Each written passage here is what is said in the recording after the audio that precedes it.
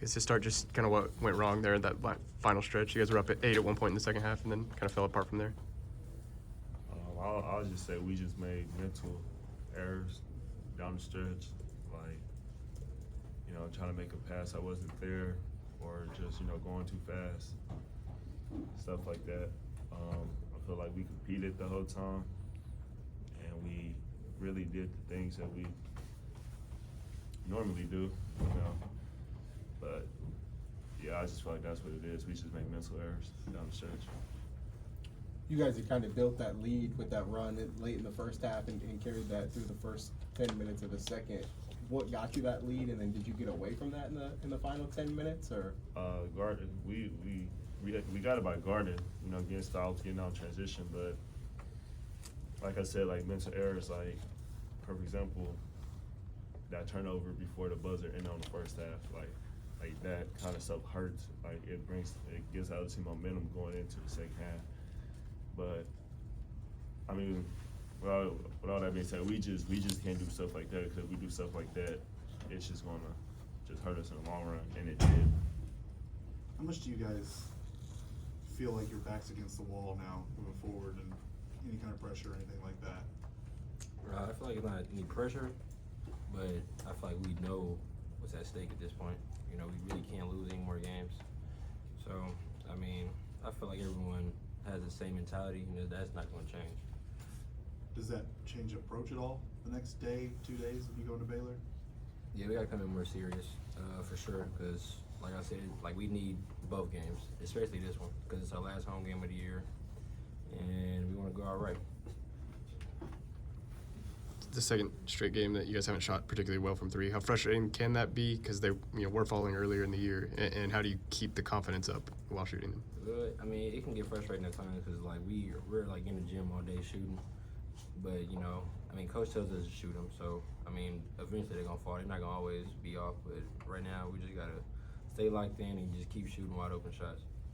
What did you guys think of the defense today? You guys have struggled the last couple of games. Did you see improvements? Do you feel like there's still a lot left? I mean, yeah, I feel like our defense is pretty solid. We let one guy go to the free throw line 10 times. Like we can't do that. That's what I said when we have like mental errors.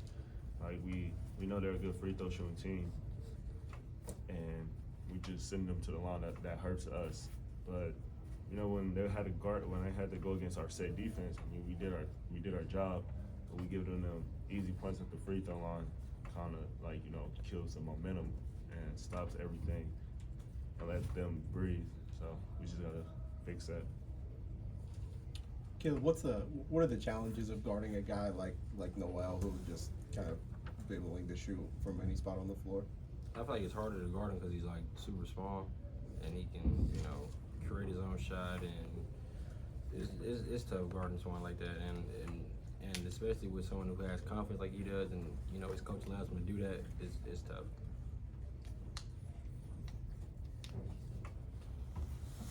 Anything else?